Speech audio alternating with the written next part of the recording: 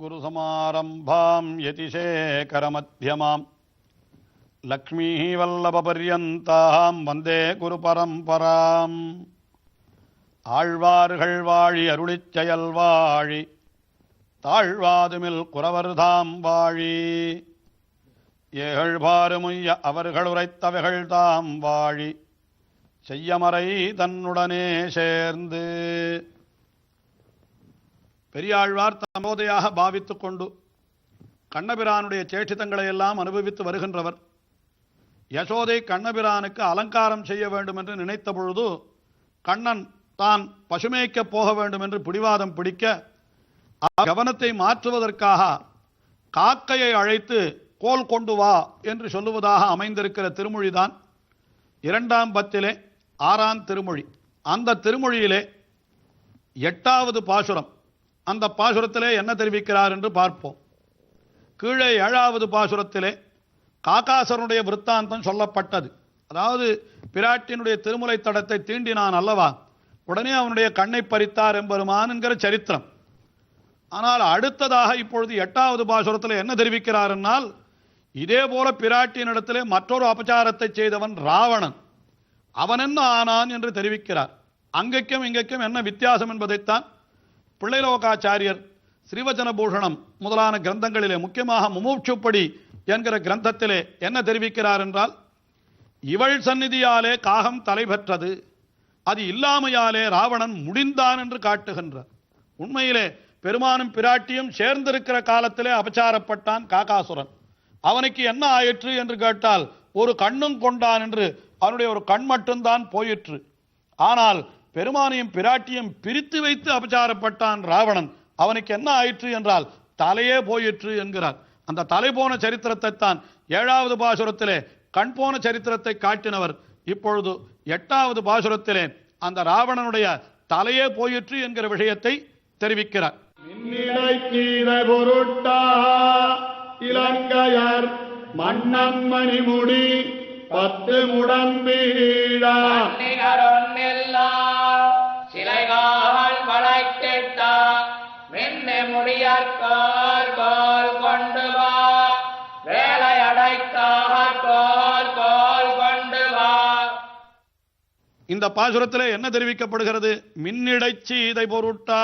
மின் இடை, மின்னால் மிகவும் குறுகிய இடை என்ற அர்த்தம். பெண்களுக்கு இடை என்பது மிகவும் சிறுத்து இருக்க வேண்டுமா, ஆகையினால மின்னிடை சீதை என்று அவளை சொல்லி அவள் பொருட்டாக என்ன செய்தான்? அவளை அபகரித்து சென்றான் ராவணன்.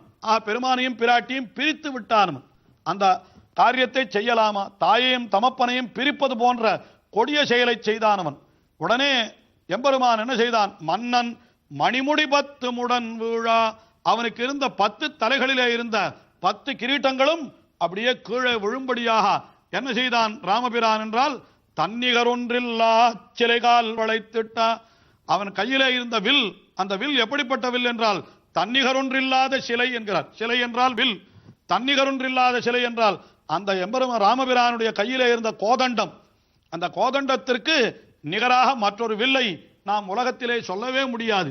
அப்படிப்பட்ட உயர்ந்த வில் என்கிறார். அப்படிப்பட்ட சிலையை வளைத்திட்டான் என்று சொல்லுகின்றார். அப்படி வளைத்து நிற்கின்ற நிலை அது என்ன அழகாக இருந்தது. அதை அடுத்ததாக உடனே காட்டுகின்றார்.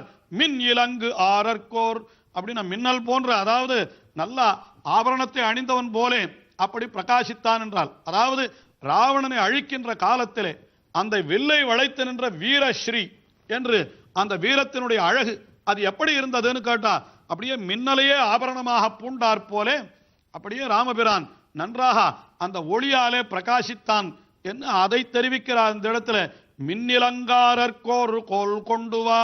இப்படி ராவணனை அழிப்பதற்காக அவன் என்ன செய்தான் என்றால், இதே வில்லை வளைத்தான். வேலை அடைத்தார்கோர் கோல் கொண்டு வா. வேலை என்னால் சமுத்திரம், அதை அடைத்தான். அங்கே சமுத்திரராஜனை பார்த்து வில்லை வளைத்தான். உடனே சாபமானிய சௌமித்ரே என்று அப்படி லக்ஷ்மணனை அழைத்து எடு அந்த வில்லை, கொண்டு வா அந்த அம்பை என்று சொன்னான். உடனே சமுத்திரராஜன் ஓடி வந்தான் அல்லவா. அங்கேயும் சிலை வளைத்தான், இங்கே ராவணன் முன்னேயும் சிலை வளைத்தான். இப்படிப்பட்ட அந்த மின்னிலங்காரருக்கு ஓர் கோல் கொண்டு வா இப்படி வேலை சமுத்திரத்தை அடையினே அவனுக்கு ஒரு கோல் கொண்டு வா. இதெல்லாம் என்ன அர்த்தத்தை காட்டுகிறது என்னால் இப்படியெல்லாம் விரோதிகளை அழித்தவன். அப்படிப்பட்டவனிடத்திலே நீ தாமதிக்காதே, உடனே கோலை கொண்டு வந்து கொடுத்து விடு. நீ கொடுக்கவில்லை என்றால் கீழ்ப்பாசுரத்திலே உன்னுடைய இன்னொரு கண்ணும் போய்விடும் என்று தான் சொன்னார்.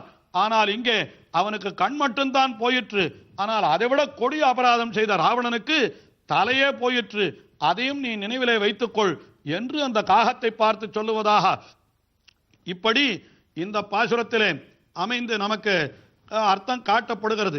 ஆக இவள் சந்நிதியாலே காகம் தலை பெற்றது என்கிறது அது 7வது பாட்டிலே தெரிவிக்கப்பட்டது. அது இல்லாமையாலே ராவணன் முடிந்தான் என்கிறது இந்த 8வது பாட்டிலே தெரிவிக்கப்பட்டது. இதற்கு மேலே 9வது பாசுரத்திலே என்ன தெரிவிக்கப்படுகிறது என்றால், இருவரையும் சேர்த்து பற்றினவன் வாழ்ச்சி பெற்றான். யார்? விபீஷண ஆழ்வான். அவனுக்கு என்ன கிடைத்தது என்றால் சிரஞ்சீவித்துவம் என்று என்றும் இருந்து இந்த உலகை ஆளக்கூடிய ஒரு பெரும் பேரு. ஆஹா, பிராட்டியனிடத்திலே அபச்சாரப்பட்டான், பெருமானிடத்திலே அபச்சாரப்பட்டான் என்று இவர்களெல்லாம் பார்த்தால் அவர்களெல்லாம் தனித்தனியாக அபச்சாரப்பட்டு வீழ்ந்து போனார்கள். ஆனால் இருவரையும் சேர்க்க வேண்டும், இருவரையும் சேர்த்து வைக்க வேண்டும் என்று அதற்காக பாடுபட்டான் விபீஷண ஆழ்வான். பெருமானையும் பிராட்டியையும் சேர்த்து பத்தின அந்த விபீஷண ஆழ்வான் உயர்ந்த பேறு பெற்றான் என்கிறதை அடுத்த 9வது பாசுரத்திலே காட்டுகின்றார் பெரியாழ்வார். தென்னிலங்கை மன்னன் இறந்தோள் துணி செய்து மின்னிலங்கு போல் விபீஷணனுக்கு எண்ணிலங்கு நாமத்தளவும் அரதன்னா நென்னிலங்காரற்கோர் கோல் கொண்டு வா, வேங்கடவானற்கோர் கோல் கொண்டு வா. தென்னிலங்கை மன்னன் என்றால் தெற்கு திசையிலே இருக்கக்கூடியதாய் மிகவும் அழகியதாய் இருந்த அந்த லங்கை, அந்த லங்கைக்கு அதிபதியான ராவணன் அவன் சிறந்தோள் துணி செய்து அவனுடைய 10 தலைகள் என்ன, 20 தோள்கள் என்ன, எல்லாவற்றையும் அறுத்து தள்ளினான் ராமபிரான். ஏனென்றால் அவன் அப்படிப்பட்ட அபராதத்தை செய்தான் என்று அவனிடத்திலே கோபம் கொண்டு அப்படியெல்லாம் செய்தான். ஆனால் அவனுடைய தம்பியான விபீஷண ஆழ்வான் அவன் ராமபிரான் இடத்திலே சரணாகதி செய்தான். பெருமானியும் பிராட்டியையும் சேர்த்து வைப்பதற்கான செயல்களை அவன்தானே செய்தான். ஆயினால அவன் என்ன பண்ணினான்னா, மின்னிலங்கு பூண் விபீஷண நம்பிக்கு. மின்னிலங்கு பூண் என்னால் நன்ற மின்னல் இலங்குகின்ற பூண் ஆபரணங்களை எல்லாம் அணிந்த விபீஷணன். இதெல்லாம் ராமபிரானுடைய அருளாலே அவனுக்கு கிடைத்த பேர். ஆக அதாவது ராவணன் என்ன ஆயிடுத்துன்னா தனக்கு இருந்த முடியையும் இழந்தான்.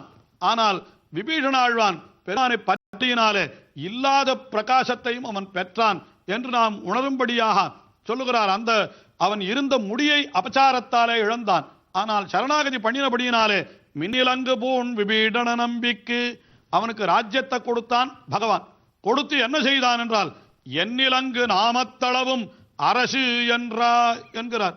ராமபிரான் சொன்னானா, என்னுடைய நாமம் இந்த பூலோகத்திலே எவ்வளவு நாள் நிலை பெற்றிருக்குமோ அத்தனை நாள் நீயும் இங்கே இருந்து கொண்டு ராஜ்யத்தை ஆண்டு கொண்டிருப்பாயாக என்று அவனுக்கு அனுகிரகம் பண்ணினானாம். அதாவது பகவானுடைய திருநாமம் என்றைக்கும் இந்த உலகிலே இருந்து கொண்டிருக்கும். அப்பொழுது விபீஷணனும் என்றைக்கும் இங்கேயே இருந்து கொண்டிருப்பான். இது உண்மையாக புராணங்களிலே கூட சொல்லப்பட்ட விஷயம்.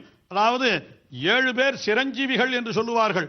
அதாவது 7 பேர் என்றால் முதல்ல அந்த பிரகலாதன், விபீஷணன், ஏதோ சில பேரை சொல்லுகிறார்கள். அப்படி சொல்லுகிற பொழுதோ அந்த 7 பேரும் சிரஞ்சீவி என்றால் என்றைக்கும் அழியாதவர்கள். ஹனுமான் முதலானவர்கள் அவர்கள் அத்தனை பேருக்கும் கிருபர், பரசுராமர் என்று பல பேரை சொல்லுவதுண்டு.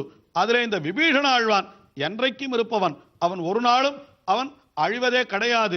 அவன் சிரஞ்சீவியாக பிரளய காலம் வரைக்கும் அவன் இருப்பான். அதைத்தான் ராமபிரானுடைய அனுகிரகமாக இந்த பாசுரத்திலே தெரிவிக்கிறார். ராமன் என்ன சொல்லி அவனை அருள் புரிந்தான் என்றால், என் இலங்கு நாமத்து அளவும் அரசென்று, என்னுடைய நாமம் இந்த உலகத்திலே இலங்குகின்ற காலம் வரை நீ அரசை ஆளுவாயாக என்று சொல்லி அவனுக்கு அருள் புரிந்தான். அப்படிப்பட்டவன் யார் என்றால் மின் இலங்கு ஆரர் அல்லது மின் அலங்காரர் என்று 2 பாடமும் உண்டு.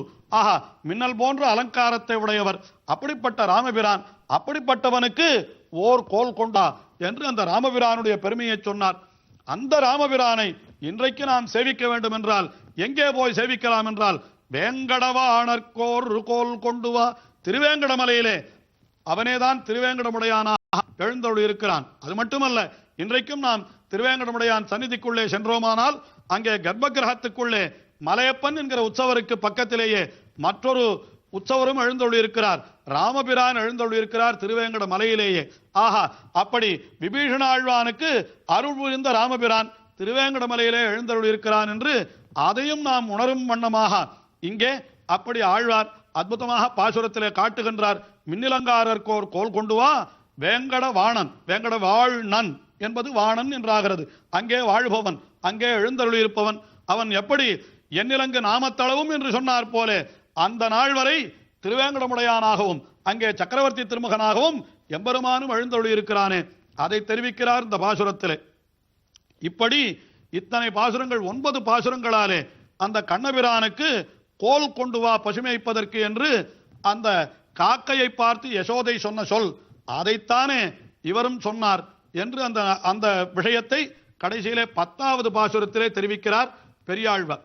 காக்காய் நம்பிக்கை கோல் கொண்டு வாவென்னு மிக்காள் உரைத்த சொல் வில்லிபுத்தூர் பட்டம் ஒக்க உரைத்தா தமிழ் வத்தம் வல்லவர் மக்களை பெற்று மகிழ்வரை வையத்தே. அக்காக்காய் நம்பிக்கை கோல் கொண்டு வா, அந்த காக்கையே நம்பி நம்பி என்னால் பரிபூர்ணன், எல்லாவற்றாலும் நிறைந்தவன், அழகிலே குணங்களிலே அப்படி நிறைந்தவனான இந்த கண்ணபிரானாகிற நம்பி அவனுக்கு கோல் கொண்டு வா, ஏ காக்கையே இவன் பசுமைப்பதற்கு கோல் கொண்டு வா என்று மிக்காள் உரைத்த சொல். மிக்காள் என்னால் மிகவும் உயர்ந்தவளான யசோதை, அவள் சொன்ன சொல் அதைத்தான் நானும் சொன்னேன் என்கிறார் பெரியாழ்வார். மிக்காள் உரைத்த சொல், அவள் சொன்ன சொல்லை ஒக்க உரைத்த அதே போல உரைத்தவர் யார்? அதற்கு தகுதியாக உரைத்தவர் என்னால் வில்லிபுத்தூர் பட்டன் ஒக்க உரைத்த பட்டர் பிரான். அவர் என்ன சொன்னார்னா, இந்த 10 பாட்டு இதை வல்லவர்களுக்கு என்ன பெருமை என்னால் மக்களை பெற்று மகிழ்வரே, நல்ல மக்களை பெற்று இவர்கள் மகிழ்ச்சி அடைவார்கள் என்று இந்த 10 பாட்டை கற்பவர்களுக்கு நல்ல புத்திர சந்ததி உண்டாகும் என்று பலன் சொல்லி இந்த திருமொழியை தலை கட்டினார். இதே போன்ற பெரியாழ்வாருடைய அனுபவம் இன்னமும் தொடர்கிறது யசோதா பாவனையிலே. அதை அடுத்த நிகழ்ச்சியிலே பார்ப்போம்.